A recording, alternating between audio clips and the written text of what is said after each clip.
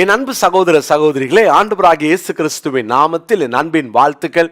103ஆம் சங்கீதத்தின் முதல் 2 வசனங்கள். எல்லா ஜபத்திலும் நம்ம இதை ஏறெடுப்போம்.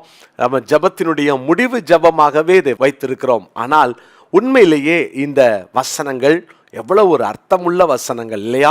என் ஆத்மாவே கர்த்தரை ஸ்தோத்தரி, அவர் செய்த சகல உபகாரங்களையும் மறவாதே என்று அந்த 2வது வசனத்தில் 103:2 நம்ம படிக்கிறோம். நேற்று தினத்தில் பார்த்தோம், எந்த உபகாரங்களையும் நம்ம மறந்துடவே கூடாது அப்படின்றத நம்ம தியானித்தோம்.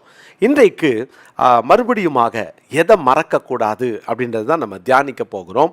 103ஆம் சங்கீதத்தின் 3ஆம் வசனத்தை நான் வாசிக்கிறேன். அவர் உன் அக்கிரமங்களை எல்லாம் மன்னித்து உன் நோய்களை எல்லாம் குணமாக்கி. 2வதாக அக்கிரமங்களை எல்லாம் ஆண்டவர் மன்னித்தார். உன் அக்கிரமங்களை எல்லாம் மன்னித்தார். அப்போ மன்னித்ததை மறவாதே, அதான் இந்த நாளுக்குரிய தலைப்பாய் நான் கொடுக்க விரும்புகிறேன். மன்னித்ததை மறவாதே. யோசித்து பாருங்களேன், இந்த வருஷத்தில் எத்தனை விதமான வீழ்ச்சிகள் இல்லையா, சறுக்கல்கள், எத்தனை இடங்களில் விழுந்திருப்போம், எத்தனை இடங்களில் தேவனுக்கு விரோதமாய் நமக்குள்ளே இருக்கிற பரிசுத்த ஆவியானவரை துக்கப்படுத்தின காரியம், பேச்சில், செய்கையில், பார்வையில், நடக்கையில், எத்தனை இடங்களில் தேவனை நம்ம துக்கப்படுத்தியிருப்போம் இல்லையா? நம்ம செய்த பாவம், ஆண்டவர் வேணான்னு சொன்னதை நம்ம மீறி செஞ்சுருப்போம், செய்யின்னு சொன்னதை செய்யாமல் விட்டுருப்போம். இந்த ரெண்டுமே பாருங்கள், இதை செய்யாத அப்படின்னு சொன்னதுக்கப்புறம் நம்ம மீறி செஞ்சோம் அப்படின்னா அது பாவம். செய்யாதன்னு சொன்னதுக்கப்புறம் நம்ம எத்தனை காரியங்கள் நம்ம இப்படி செஞ்சுருக்கிறோம், அதெல்லாம் தேவன் எவ்வளவு துக்கப்பட்டிருப்பார் இல்லையா? யோசித்து பாருங்களேன். ஆனால் இன்னைக்கு நம்முடைய வேதம் சொல்லுகிறது, 103ஆம் சங்கீதம் 10வது வசனத்தை நான் வாசிக்கிறேன். அவர் நம்முடைய பாவங்களுக்கு தக்கதாக நமக்கு செய்யாமலும் நம்முடைய அக்கிரமங்களுக்கு தக்கதாக நமக்கு சரி கட்டாமலும் இருக்கிறார். இந்த 2 வார்த்தை ரொம்ப முக்கியம். நாம் செய்த பாவங்களுக்கு தக்கதாக, ஆண்டவர் செய்யாதன்னு சொன்னதுக்கப்புறம் நம்ம செஞ்சுருப்போம் இல்லையா, பாவம். ஆண்டவர் பாருங்க, செய்யன்னு சொன்னதுக்கு அப்புறம் செய்யாமல் போயிருப்போம், அக்கிரமம். இப்படி பாவத்துக்கு தக்கதாக செய்யாமல் நம்முடைய அக்கிரமங்களுக்கு தக்கதாக சரி கட்டாமலும் இருக்கிறார். அப்படின்னா இந்த வருஷத்தில் நம்ம செஞ்ச பாவத்துக்கு தேவன் தண்டிச்சிருந்தார்னா, நம்ம செஞ்ச அக்கிரமத்துக்கு தேவன் சரியாக சரி கட்டியிருந்தார்னா, நம்ம இன்னைக்கு எத்தனை பேர் உயிரோட வாழ்ந்திருப்போம்? அப்படின்னா நம்ம இந்த வருஷத்தில் கடைசி வாரத்துக்கு வந்திருக்கிறோம். எவ்வளவு நன்றி சொல்லணும்ல. நம்முடைய சிந்தையில் தேவனை துக்கப்படுத்தின சிந்தைகள், பேச்சில் அவசரப்பட்டு பேசின வார்த்தை, துக்கப்படுத்தின வார்த்தை, மற்றவங்களை காயப்படுத்தின வார்த்தை, பொய்யான வார்த்தை இல்லை, எத்தனை நேரம் நம்ம பேசியிருப்போம், பொய் சொல்லியிருப்போம். பொய் சொல்லிட்டு நம்ம அதை பெருசாக அதை குறித்த ஒரு கவனமே இல்லாமல் ஒருவேளை நம்ம போயிருக்கலாம். இதெல்லாம் தப்பா, இதெல்லாம் ஆண்டவர் பார்த்துட்டு அவர் கண்டுக்க மாட்டார், போன தடவை கூட கண்டுக்கல அப்படின்னு நிறைய பேர் பாவத்துக்கேற்ற தண்டனை கிடைக்காதனால அதை ரொம்ப டேக் இட் ஃபார் கிராண்டடாக எடுத்திருப்பாங்க. ஆனால் ஒரு நாள் அப்படி எடுக்கக்கூடாது. இதுக்கு பேர் என்ன தெரியுமா? நம்ம மேலே வச்ச இரக்கம். கர்த்தருடைய பிள்ளைகளே, தேவன் நாம் செய்த பாவங்களுக்கு தக்கதாக நமக்கு செய்யாமல் நம்முடைய அக்கிரமத்திற்கு சரியாக சரி கட்டாமலும் இருக்கிறார். இதுதான் தேவனுடைய அன்பு. 12வது வசனத்தை நான் வாசிக்கிறேன். மேற்குக்கும் கிழக்குக்கும் எவ்வளவு தூரமோ அவ்வளவு தூரமாய் அவர் நம்முடைய பாவங்களை நம்மை விட்டு விலக்கினார். அப்போ இதில் ஒரு முக்கியமான காரியத்தை நான் சொல்ல விரும்புகிறேன். மேற்குக்கும் கிழக்குக்கும் எவ்வளவு தூரமோ அவ்வளவு தூரமாய் நம்முடைய பாவங்களை நம்மை விட்டு அகற்றினார். அப்போ நம்மளை விட்டு அவர் பாவத்தை அகற்றி போட்டார்.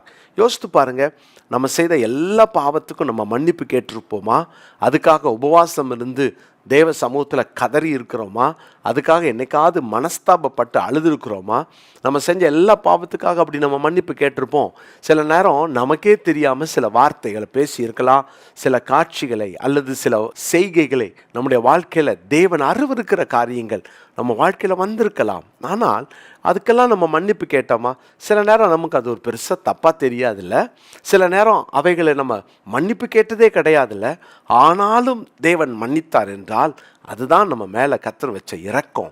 கர்த்தருடைய பிள்ளைகளே, அந்த இரக்கத்தினால தான் இன்றைக்கி நம்ம வாழ்கிறோம். சில காரியங்களெல்லாம் தேவன் மன்னிப்பு கேட்ட உடனே மன்னிச்சிருப்பார். சில பாவங்களை நிச்சயமாக நம்ம மன்னிப்பு கேட்டிருப்போம்.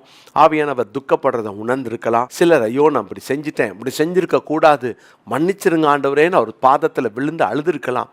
இதையும் தேவன் மன்னிச்சிருப்பார். அப்போ தேவன் மன்னிப்பு கேட்காத பாவத்தையும் மன்னிச்சார், மன்னிப்பு கேட்ட பாவத்தையும் மன்னிச்சார். அப்படின்னா நம்ம மேலே எத்தனை பெரிய அன்பு! பிரியமானவர்களே, எல்லா அக்கிரமங்களையும் பாவங்களையும் நம்மை விட்டு அகற்றினார். இன்னைக்கு அதனால தான் நம்ம எல்லாரும் ரொம்ப சந்தோஷமாக இருக்கிறோம். ஆண்டவர் நம்ம மேலே வச்ச அன்பை கொஞ்சம் இன்றைக்கி மறுபடியும் யோசித்து நன்றி சொல்லலாமா? மறக்காதீங்க, அவர் மன்னித்த பாவங்களுக்காக நன்றி சொல்லுங்க. மன்னிப்பை மறக்காதீங்க. நான் மன்னிக்கப்பட்டேன். இந்த நாட்களில் ஒரு காரியத்தை தெரிந்து கொள்வோம். எனக்கு தேவன் நான் மன்னிப்பு கேட்காமையே மன்னிச்சாரே. சிலரை நம்மளால் மன்னிக்க முடியல, அவங்க நான் மன்னிப்பாக கேட்டாங்க அப்படின்னு நம்ம உட்காந்துருக்குறோம்ல. நம்ம மன்னிப்பு கேட்காமையே மன்னிச்சாரே, அடுத்தவங்களுடைய குற்றங்களை நான் ஏன் மன்னிக்கக்கூடாது? மன்னிச்சு பாருங்களேன். இந்த வாரத்தில் ஒரு நல்ல முடிவெடுங்க. இந்த நாள் முழுசும் ஏதாவது பாவம் இன்னும் அறிக்கை பண்ணாமல், தேவ சமூகத்தில் போய் கிட்டி சேர முடியாமல் பாவம் தடையாக இருந்துச்சுன்னா இன்றைக்கி ஏன் மன்னிப்பு கேட்கக்கூடாது? அல்லது யார்கிட்டையாவது நீங்கள் மன்னிப்பு கேட்கணும் அல்லது யாரையாவது மன்னிக்கணுமா? நீங்கள் அதை கூட நீங்கள் எழுதி வச்சு ஆண்டுகிட்ட மன்னிப்பு கேளுங்க. ஆனால் இவ்வளோ நாள் நான் மன்னிக்கலை, நான் இன்றைக்கி மன்னிச்சிடுறேன்னு சொல்லிட்டு அவங்கக்கிட்டே நீங்கள் ஒப்புரவாயிருங்க. 32ஆம் சங்கீதம் 5ஆம் வசனத்தை நான் வாசிக்கிறேன். நான் என் அக்கிரமத்தை மறைக்காமல் என் பாவத்தை உமக்கு அறிவித்தேன், என் மீறுதல்களை கர்த்தருக்கு அறிக்கையிடுவேன் என்றேன். தேவரீர் என் பாவத்தின் தோஷத்தை மன்னித்தீர். தேவரீர் என் பாவத்தின் தோஷத்தை மன்னித்தீர். அவர் மன்னிச்சிட்டார், மறக்காதீங்க. மன்னிப்புக்காக நன்றி சொல்லுங்க. 32ஆம் சங்கீதம் 5ஆம் வசனத்தை இந்த நாளுக்குரிய மனப்பாட வசனமாய் தெரிந்து கொள்ளுங்க. கர்த்தர் உங்கள் ஒவ்வொருவரையும் ஆசீர்வதிப்பாராக. ஜெபிக்கலாமா? நல்ல தகப்பனே, நாங்கள் மன்னிப்பு கேட்காம எத்தனையோ பாவங்களை நீங்கள் மன்னிச்சிருக்கிறீங்க. நாங்களே மறந்துட்டோம் ஆண்டவரே. நாங்கள் நிறைய பாவங்களை ஆண்டவரே நாங்கள் மன்னிப்பு கேட்டு உங்கள் இடத்துலேருந்து மன்னிப்பை பெற்றுக்கொண்டோம். உங்கள் கிருபை தான்ப்பா காரணம், உங்கள் இரக்கம் தான்ப்பா காரணம். எத்தனை பாவங்களை நீங்கள் மன்னிச்சு ஆண்டவரே, எங்கள் பாவத்துக்கு தக்கதாக நீர் எங்களுக்கு செய்யாமல், எங்கள் அக்கிரமத்துக்கு தக்கதாக சரி கட்டாமல் இருந்தீங்கப்பா.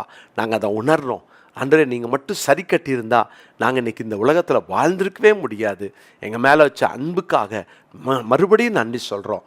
மன்னித்தவரை நாங்கள் மறக்கவே கூடாது ஆண்டவரே. இந்த மன்னிப்பை நாங்கள் நினைக்கிறோம், உமக்கு நன்றி சொல்கிறோம். நாங்களும் உம்மை போல மன்னிக்க, உம்மை போல மறக்க ஆண்டவரே எங்களுக்கும் கிருபை தாரும். தொடர்ந்து எங்கள் பாவ தோஷங்களை மன்னித்து பரிசுத்தப்படுத்தும். இயேசுவின் நாமத்தில் ஜெபிக்கிறோம் பிதாவே, ஆமென்.